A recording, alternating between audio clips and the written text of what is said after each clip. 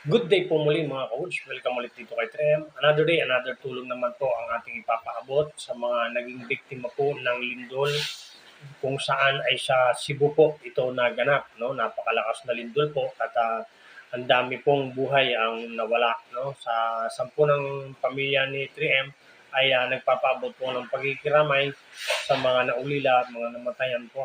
So dalangin po natin na sana po sa mga susunod pa mga aftershocks ay wala na pong mapahamak. So iba yung ingat pa rin po tayo mga kababayan natin dyan sa Cebu.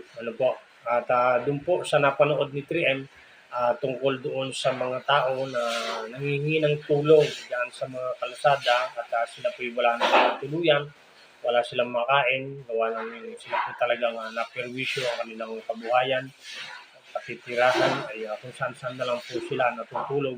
Meron po ako nakita ay nasa kulungan na ng baboy ay talagang panaigin po natin ang pananampalataya sa ating Panginoon Diyos at pasasampot makakabangon din po ang bawat isa sa panibagong buhay. So, dito po, si 3M po ay merong wallet niya ay merong laman na 1,100. Ayan po. So, meron tayong pinakain natin na utility man doon sa pinapasukan natin at meron po tayo ditong 1,000. Ito po ay pagpasensyahan man na po ninyo at doon po sa nanawagan ng tulong sa kalsada na napanood ni 3M ay magbigay lang po kayo ng CP number, GCash number at kahit pa paano makakatulong po ito.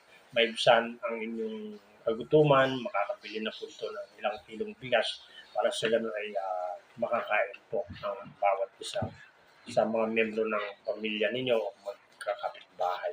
So, usap lang po tayo sa Messenger, video call po tayo, patunay na po na ito ay inyong natanggap at pagpasensyahan nyo po at maliit man po, malaking bagay na po ito para sa makakatanggap ng tulong para kahit pa paano ay magkalamnan ang inyong mga sikmura dahil nga po sa nawalan ng mga kabuhayan. So, muli po, sa nananawagan po ng tulong, pagpaumanhin niyo po at papadala ko po sa inyo itong 1,000 po sa wallet. Kaya po, bayong ingat pa rin po. Manalangin pa rin tayo sa ating Panginoong Diyos at huwag mawalan ng pag-asa. Hanggat may pag-asa, meron pong buhay. Maraming pong salamat. Ingat po palagi.